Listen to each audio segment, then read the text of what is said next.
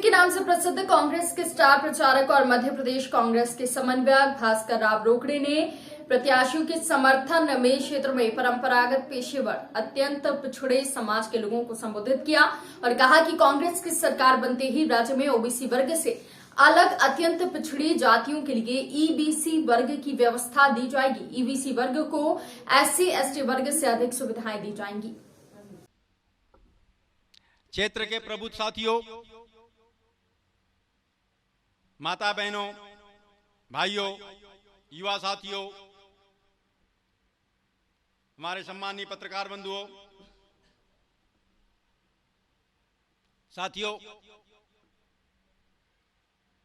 इसी महीने की बात है, अभी ज्यादा दिन नहीं हुए हैं, ढीमर माझी मल्लाह केवट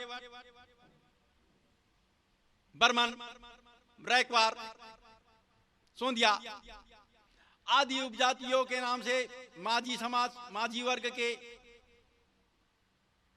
लोग मेरे से मिलने आए। वे बड़े असमंजस में थे, बड़े परेशान लग रहे थे। मैंने पूछा, भाई बात क्या हो गई? बोले, सर हम आपके पास बड़ी उम्मीद के साथ आए हैं। हमने बोले, बताइए क्या? बोले, हम इस उम्मीद के साथ आए हैं कि नेताओं ने हमारे कार्यक्रम में प्रदेश स्तरीय सम्मेलन में आने से मना कर दिया है, आप हमें मना नहीं करेंगे। तो हमने बोला, भाई आप क्या कार्यक्रम है? तो बोले, हमारा सामाजिक कार्यक्रम है। तो हम निश्चित रूप से आएंगे। अब तक हम 38 जातियों के प्रदेश स्तरीय सम्मेलन में भागीदारी निभा चुके हैं, आपके भी समाज में आएंगे। तो उन्होंने कहा कि साहब हमारे साथ समस्या कुछ अलग है। हमने बोला, क्या है? हमारी कुछ मांग है। हमने बोला, वो बताइए। तो बोले, हमारे समाज को आदिवासी वर्ग में सन 1950 में ही स्थान मिल गया था। आदिवासी वर्ग अनुसूचित जनजाति वर्ग की लिस्ट में हमारे समाज का नाम था, लेकिन जो उपजातियां है उसमें अंकित नहीं थी। 1970 के दशक में भी माझी समाज, अब तक भी माझी समाज का नाम आदिवासी वर्ग के लिस्ट में है, लेकिन उपजातियां नहीं है। और मध्य प्रदेश में सारी उपजातियां ही है, कोई माझी नहीं लिखता, बहुत कम लोग लिखते हैं। तो हमारे साथ बड़ी विचित्र स्थिति बनी हुई है। हमारा जीवन, रहन सहन, सब कुछ आदिवासियों के समान है, लेकिन एक और हमारे मूल समाज को आदिवासी वर्ग के लिस्ट में रखा गया था, वही अब ये समाज ओबीसी वर्ग में शामिल कर दिया गया। महाजन आयोग की सिफारिश को मानते हुए 1980 के दशक में हमारे समाज को ओबीसी वर्ग में रख दिया गया, और तब से ये समाज परेशान है कि आखिर जाए तो जाए कहां? कोई सुविधा नहीं मिल रही है। जो परंपरागत पेशा था वो भी लगभग छीन सा गया। उद्योग आ गए, उद्योगों के माध्यम से प्रोसेसिंग होने लगी, तो हमारी प्रोसेसिंग का जो हमारा जो कारोबार था वो खत्म हुआ। नदी नालों में पुल बन गए, नाव की जरूरत नहीं पड़ी। फूड प्रोसेसिंग के लिए बड़े बड़े उद्योग लग गए, तो घर का चना मुरा बनाने वालों की कोई जरूरत नहीं पड़ी। इस तरह से हम बड़े परेशान हैं। आखिर हम करें तो क्या करें? मुख्यमंत्री के पास गए, हमारे पूर्व मंत्री जाने माने नेता मोती कश्यप जी गए, तो उन्होंने कहा, भाई हम आपके वर्ग को आदिवासी वर्ग में, अनुसूचित जनजाति वर्ग में इसलिए नहीं कर सकते कि अनुसूचित जनजाति वर्ग को बड़ी दिक्कतें होगी, वो आपत्ति कर रहे हैं, इसलिए हम नहीं कर सकते। और हम आपके वर्ग को, आपके समाज को आदिवासी वर्ग की सूची में शामिल नहीं कर सकते, इसलिए आपके सम्मेलन में आने को तैयार नहीं है। फिर और भी अन्य नेताओं के पास गए, सबने उनको मना कर दिया। मैंने बोला, मैं निश्चित रूप से आपके सम्मेलन में आऊंगा, लेकिन मुझे एक वचन दीजिए, मैं जो व्यवस्था दूंगा उस व्यवस्था को आपको समझना होगा, और वो जो व्यवस्था मैं दूंगा, अनुसूचित जाति, अनुसूचित जनजाति वर्ग को जितनी सुविधाएं दी जा रही है उससे अधिक सुविधाओं के साथ होगी। तो उन्होंने कहा साहब हमें तो सुविधा चाहिए, हमें तो मुख्य धारा से जुड़ना है, हमें तो विकास चाहिए, इसके अलावा और क्या चाहिए? हम तो सिर्फ विकास मांग रहे हैं, विकास का मार्ग मांग रहे हैं, विकास के मार्ग पर चलने हम तो खुद तैयार हैं, लेकिन हमें कोई व्यवस्था दे नहीं रहा है। तो मित्रों 5 अक्टूबर की बात है, मध्य प्रदेश की राजधानी भोपाल में माझी महा सम्मेलन आयोजित किया गया, माझी महापंचायत आयोजित की गई। उसमें हजारों इस समाज के लोगों ने भाग लिया और मैंने वहां जो व्यवस्था दिया, तो मित्रों मुझे ये बताते हुए प्रसन्नता हो रही है। प्रस्तावित व्यवस्था के बारे में बताने से पहले मैं उन समाजों के बारे में बताना चाहता हूं जो परंपरागत पेशे से जुड़े थे और आधुनिक व्यवस्था में औद्योगिकरण के बाद, पेशा छूटने के बाद वे गर्दिश में जीवन जी रहे हैं, जिसमें लोहार समाज, विश्वकर्मा समाज, महाकौशल क्षेत्र में कुछ जिलों में गाय बकरी चराने वाला गोवारी समाज, नाई समाज, धोबी रजक समाज। इस समाज की यह स्थिति है कि मध्य प्रदेश के भोपाल, सीहोर और रायसेन जिले में केवल यह समाज अनुसूचित जाति वर्ग में है, बाकी पूरे प्रदेश में यह समाज ओबीसी वर्ग में है। कुमार प्रजापति समाज मध्य प्रदेश के पुराने विंध्य प्रदेश वाला जो भाग है, पुराने 8 जिलों में यह समाज अनुसूचित जाति वर्ग में है, बाकी पूरे प्रदेश में यह समाज ओबीसी वर्ग में है। आपका नाई समाज, बंजारा समाज जो घुमंतु जाति में आता है, ओबीसी वर्ग में है। आपका भेड़ बकरी पालने वाला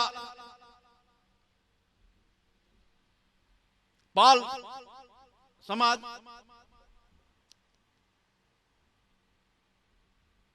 आपका कीर समाज, ये समाज जो है इंदौर और भोपाल संभाग में है। पहले आदिवासी वर्ग में था, पता नहीं किन कारणों से इस समाज को आदिवासी वर्ग से अलग कर दिया गया।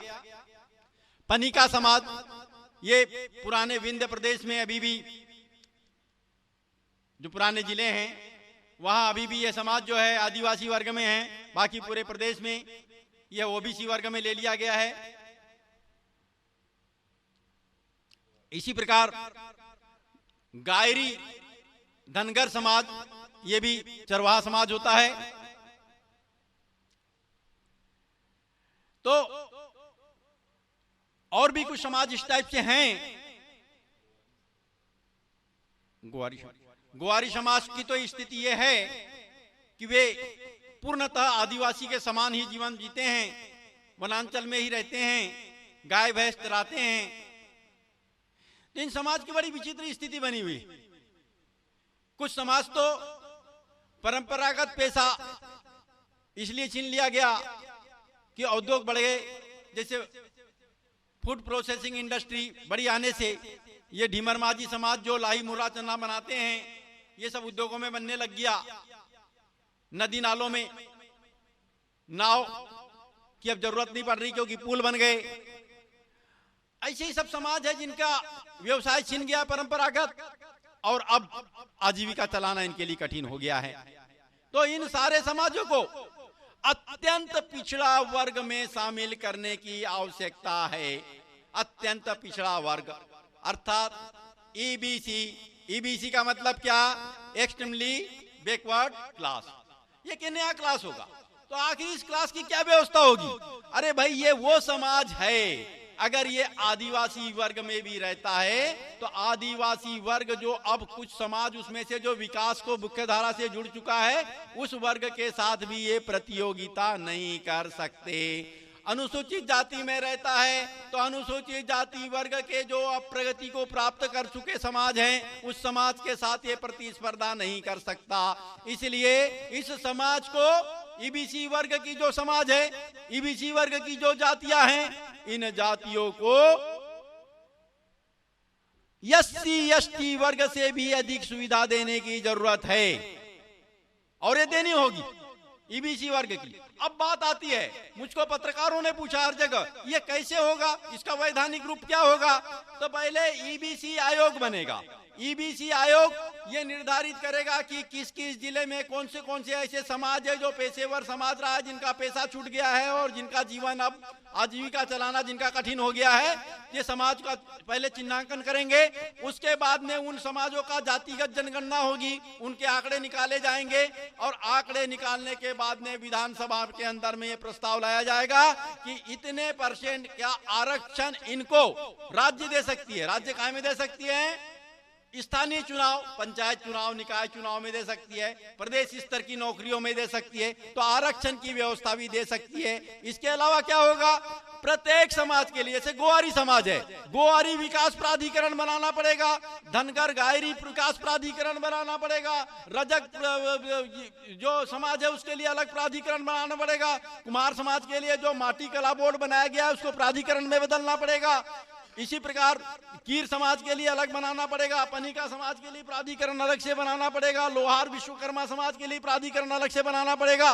जब ये अलग अलग प्राधिकरण बनेंगे, बंजारा समाज के लिए अलग बनेगा, पाल समाज के लिए अलग बनेगा, जब प्राधिकरण बनाने के बाद में इनका जो परंपरागत व्यवसाय है उससे जुड़े हुए उसी के अनुरूप उद्योग स्थापित किए जाएंगे और उद्योग स्थापित करने के लिए इनको सुविधा देनी पड़ेगी।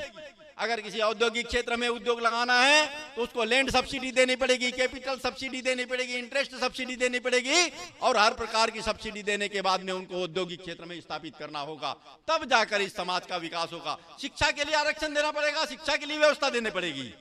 जब ये मुख्य धारा से जुड़ेंगे विकास के, और जब ये समाज, ये है अंत्योदय का कॉन्सेप्ट, ये है अंत्योदय की बात, ये अंतिम छोर पर बसे समाज हैं। जब हम इन समाजों का विकास करेंगे तब जाकर सर्वांगीण विकास को प्राप्त कर पाएंगे, तब जाकर सम्यक विकास के मायने सिद्ध होंगे मित्रों, तब जाकर सम्यक विकास होगा, तब हम नव क्रांति को प्राप्त कर पाएंगे। अन्यथा कुछ समाज को लेकर हम आगे